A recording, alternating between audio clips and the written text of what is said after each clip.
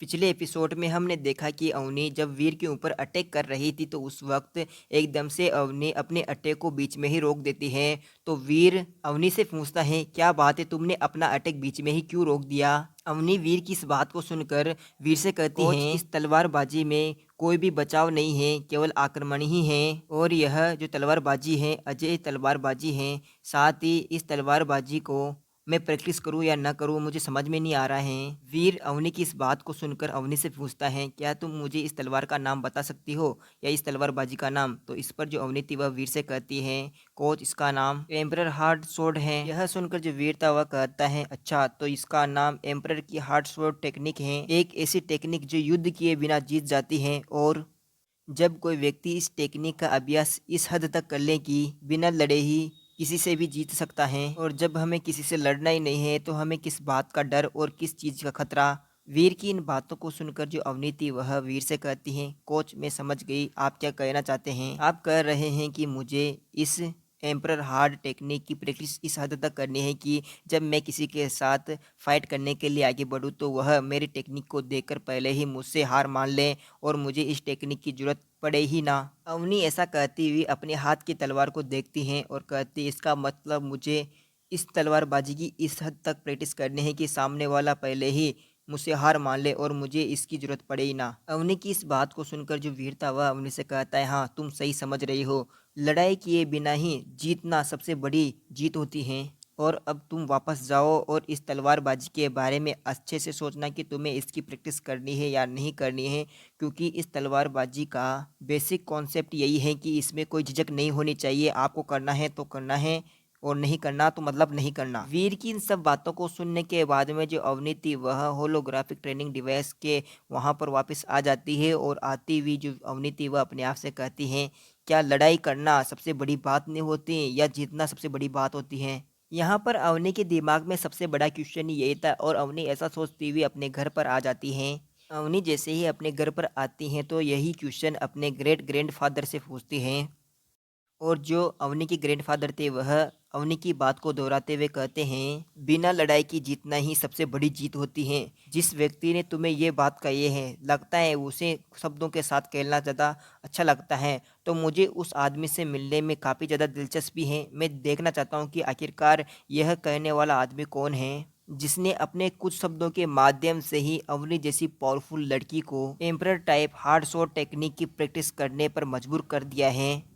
और मैं इस आदमी से मिलना चाहता हूँ जो इस तरीके की बातें मेरी बेटी को बता रहा अवनी है। अपने ग्रैंडफादर की इस बात को सुनकर अपने ग्रैंडफादर से कहती हैं, ग्रैंडफा लेकिन इसका उनके मेरी ट्रेनिंग से कोई भी संबंध नहीं है। अवनी की इस बात को सुनकर जो अवनी के ग्रैंडफादर थे वह अवनी से थोड़ी सी कड़क आवाज़ में कहते हैं, इसका कैसे तुम्हारी ट्रेनिंग से संबंध नहीं है?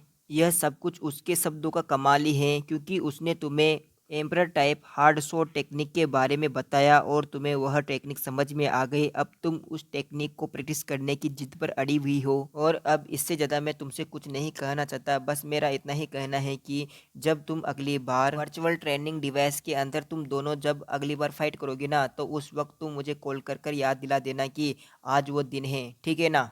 और फिर यह सीन यहीं पर कट हो जाता है और अगले सीन में हम अगले दिन का सीन देखते हैं जहाँ पर होलोग्राफिक इमेज में जो अवनीति व वीर के सामने आ जाती हैं और वीर के सामने आने के बाद में जो अवनीति व वीर से कहती हैं, कोच मैंने emperor type hard shot technique की प्रैक्टिस करने का निर्णय लिया है। इस पर वीर कहता है, ठीक है तो फिर। तभी वीर को ऑडियंस के बैठने की जगह पर एक बंदा नजर आता है तो वीर पूछता है, वो कौन है? तो इस पर जो अवनीति वह कहती है, कोच ये मेरा दोस्त है और यह आपके साथ मुकाबला करने के लिए आया है। यह सुनकर जो वीर था वह कहता है, जरूर मैं मुकाबला करने के लिए तैयार हूँ। तभी जो वीर था वह आने वाले बंदे की आईडी का नाम पढ़ता है तो जिसका नाम था 3 महलों 6 दरबारों और 72 पत्नियों का स्वामी। वीर इस भारी भरकम आईडी का नाम पढ़ने के बाद में कहता है, उफ, ये कैसा नाम है यार, इस आईडी का ऐसा यूजर नेम कौन रखता है यार? वहीं हम देखते हैं कि वीर के सामने वही 72 पत्नियों का स्वामी आ जाता है और वीर से कहता है, प्लीज़ मुझे एडवाइस देना। और वहीं जो अवनी थी वह पीछे खड़ी होकर अपने ग्रैंडफादर और वीर को देखती हैं। तभी अचानक जो अवनी थी उसके सिग्नल चले जाते हैं और जो अवनी थी वह कहते हैं, क्या हो रहा है, मेरे नेटवर्क क्यों नहीं आ रहा? और फिर जो अवनी थी वह उस जगह से गायब होकर होलोग्राफिक ट्रेनिंग डिवाइस के अंदर पहुंच जाती है और वीर और अपने दादाजी का मैच देखने की कोशिश करती है, लेकिन वह मैच के अंदर एंटर नहीं कर पाती हैं। वहीं दूसरी तरफ हम एरिना के अंदर वीर को देखते हैं, जो अवनी के दादाजी के साथ फाइट करते हुए वीर को महसूस होता है कि वीर के आसपास का जो माहौल था वो काफ़ी खतरनाक हो जाता है और वीर को महसूस होता है कि वह किसी इंसान के साथ फाइट नहीं कर रहा है बल्कि किसी एंशियंट जानवर के साथ फाइट कर रहा है।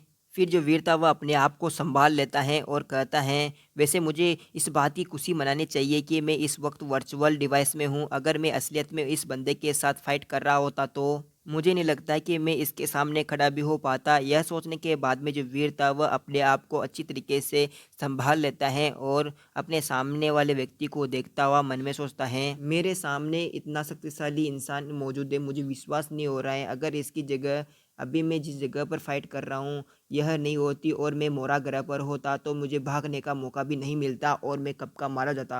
इधर जब वीर अवनी के दादाजी को देखते हुए सब कुछ सोच रहा था तो उसी वक्त जो अवनी के दादाजी थे वह अपनी चुप्पी तोड़ते हुए वीर से कहते हैं, क्या तुम मुझे अब बता सकते हो कि तुमने अवनी को emperor type hard shot technique की प्रैक्टिस करने के लिए क्यों उकसाया? वीर इस बात का जवाब देता हुआ अवनी के दादाजी से कहता है, क्योंकि मुझे लगता है कि यह जो टेक्निक है यह अवनी के बॉडी टाइप के हिसाब से सही है। इस बात को सुनकर जो अवनी के दादाजी थे वह वीर से कहते हैं, तो ठीक है, मुझे दिखाओ कि तुम ऐसा सोचने के लायक हो या नहीं। और इतना कहने के बाद में जो अवनी के दादाजी थे वह वीर के ऊपर अपने हाथ से अटैक कर देता है और जो वीर था वह अटैक होता हुआ देखकर मन में सोचने लगता है कि मैं इस अटैक को देखकर इस जगह से हिल नहीं पा रहा हूँ और अब मैं क्या करूँ? क्या मैं इस अटैक से कुचला जाने वाला हूँ और एक ही अटैक में मैं ख़त्म होने वाला हूँ? अटैक को इतना पास देखने के बाद में जो वीर था वह जल्दी से अपने अंदर से संकोच दूर करता है और अपनी एनर्जी को इकट्ठा करता है और वीर अपने आप से बड़बड़ाता हुआ कहता है,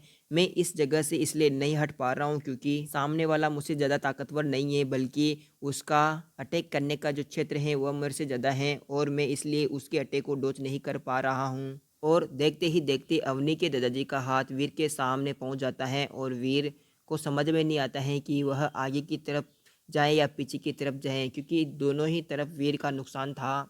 और जैसे ही अवनी के दादाजी का हाथ वीर को लगता है तो वीर का जो एक हाथ था वह कटकर हवा में उछल जाता है और वीर के सिस्टम में नोटिफिकेशन आता है और वार्निंग आती है कि आपकी जो एचपी है वह 5% बची हुई है और 95% एचपी बस एक ही अटैक में ख़त्म हो गई है। वहीं दूसरी तरफ जो वीर था वह कहता है, ओ माय गॉड, यह कितना ज़्यादा पावरफुल है, बस एक ही अटैक से मेरी एचपी 5% बच गई हैं। और दूसरी तरफ हम अवनी के दादाजी को देखते हैं जो वीर को देखता हुआ अपने मन में कहता है, मुझे यकीन नहीं हो रहा है कि यह लड़का इतना धैर्यवान है कि इसने मेरे एक कट को सह लिया है और अपने शरीर का बस इतना सा हिस्सा ही लाया है जिससे उसकी जान नहीं गई है और यह अभी भी जिंदा है। वहीं दूसरी तरफ जो वीर था वह इस अटैक का सामना करने के बाद में अपने दांत पीसता हुआ अपने मन में कहता है, यह अटैक मेरे सबसे ज़्यादा करीब था। यह निश्चित रूप से अब तक के मैंने जितने लोगों से फाइट किए उनमें सबसे ज़्यादा मजबूत होने वाला व्यक्ति हो सकता है। वीर की इस हालत को देखकर जो अवनी के दादाजी थे वह वीर से कहते हैं, क्योंकि आप वही हैं जिसने emperor type hard shot technique को प्रैक्टिस करने के लिए अवनी को उकसाया है, तो इसकी जिम्मेदारी तुम्हें लेनी होगी। अपने सामने वाले व्यक्ति की बात को सुनकर जो वीर था वह कहता है, जिम्मेदारी? कौन सी जिम्मेदारी? आप किस जिम्मेदारी की बात कर रहे हो? वीर की इन बातों को सुनकर जो वीर के दादाजी थे वह अपने ओरे को रिलीज करते हुए वीर की तरफ देखते हुए डेविल आंखों के साथ कहते हैं, तुमने बोल तो दिया कि emperor type hard shot technique की प्रैक्टिस कर लेना, लेकिन उस टेक्निक को बिना मयान की कैसे प्रैक्टिस की जा सकती है? इसलिए तुम आज से अवनी की मयान बनोगे और उसे समझाओगे कि इसकी प्रैक्टिस कैसे और कब करनी है। अगर अवनी इस टेक्निक की प्रैक्टिस बिना मयान की करती है तो वह खुद को और दूसरों को ही चोट पहुंचाएगी। यह सुनकर जो वीर था वह सामने की तरफ देखता हुआ कहता है, अगर ये बात है तो मैं अवनी की मदद करने के लिए अपनी पूरी कोशिश करूंगा और उसे यह टेक्निक में महारत हासिल कराने की जिम्मेदारी मैं अपने सिर उठाता हूँ। अवनी के दादाजी वीर की इस बात को सुनकर कहते हैं, तो ठीक है, फिर तुम उसके साथ प्रैक्टिस करो और उसे हराओ। ऐसा कहने के बाद में जो अवनी के दादाजी वह वीर की तरफ देखते हुए कहते हैं, तो बच्चे बताओ तुम्हारा नाम क्या है? इस बात को सुनकर जो वीर था वह सामने वाले व्यक्ति को देखता हुआ कहता है, मेरा नाम वीर रहेजा है और मैं पहले अवनी के नीचे काम किया करता था और अब मैं सेकेंड सेंचुरी के अंदर पहुंच गया हूं, जो कि मोरा ग्रह है। और इस वक्त में जो गोडेस सेल्टर है उसका अधिपति हूं और वह मेरे अंडर चलता है। साथ ही मैं गोडेस शेल्टर की स्पेशल टास्क फोर्स का कैप्टन भी हूँ। और क्या आप मुझे आपका नाम बता सकते हैं? यह सुनकर जो सामने वाला व्यक्ति था वह अपने ओरे को रिलीज करता हुआ और बहुत ही पावरफुल आवाज़ के साथ कहता है, मेरा नाम ताइकशवान है। इस नाम को सुनकर जो वीर था उसके दिमाग में छोटे छोटे मिनी बम फटने लगते हैं और वीर कहता है, क्या यह शेरगिल परिवार का एल्डर है? और फिर यह सीन यहीं पर कट हो जाता है और हम सीधे ही इसके अगले दिन का सीन देखते हैं, जहाँ पर अब हम सीधे ही शेरगिल परिवार के घर को देखते हैं, जहाँ पर जो अवनी थी वह अपने दादाजी से कहती हैं, दादाजी आपने मेरे कोच के साथ क्या किया? यह सुनकर जो अवनी के दादाजी थे वह चाय की चुस्की लेते हुए अवनी से कहते हैं, चिंता मत करो, मैंने उसके साथ कुछ ज़्यादा नहीं किया है, बस मैंने उसका थोड़ा सा टेस्ट लिया था कि मैं देखना चाहता था कि क्या वह तुम्हें ऑर्डर देने के लायक है या नहीं। और अब मुझे पता चल गया है कि वह बंदा इतना बुरा भी नहीं है जितना मैंने सोचा था। और ऐसा कहने के बाद में जो अवनी के दादाजी थे वह बहुत ही गहरी सांस लेते हैं और कहते हैं, जहाँ तक मुझे लगता है कि वह बंदा लो फैमिली में तो एंटर नहीं होगा। अगर वह लो फैमिली में नहीं जाता है तो मुझे उसकी पावर देखने के बाद में ऐसा लगता है कि वह एलायंस के लिए एक तो गोल्डन युग ला सकता है और या फिर अभिशाप वाला दिन जो युग है वो भी आ सकता है। ऐसा सोचने के साथ ही यह जो एपिसोड था यहीं पर एंड हो जाता है। और अगर आपको एपिसोड पसंद आ रहा है तो चैनल को सब्सक्राइब कर लेना, बेल आइकन ऑन कर लेना ताकि आपको वीडियो का नोटिफिकेशन मिल सके। साथ ही ये एपिसोड एंड हो गए हैं और इसका अगला जो एपिसोड है आपको बहुत ही जल्दी मिल जाएगा। अगला एपिसोड आ गए हैं तो टेंशन मत लीजिए, मैं बहुत ही जल्द एपिसोड अपलोड कर दूंगा। साथ ही कमेंट करके बताइए कि एपिसोड कैसा लगा।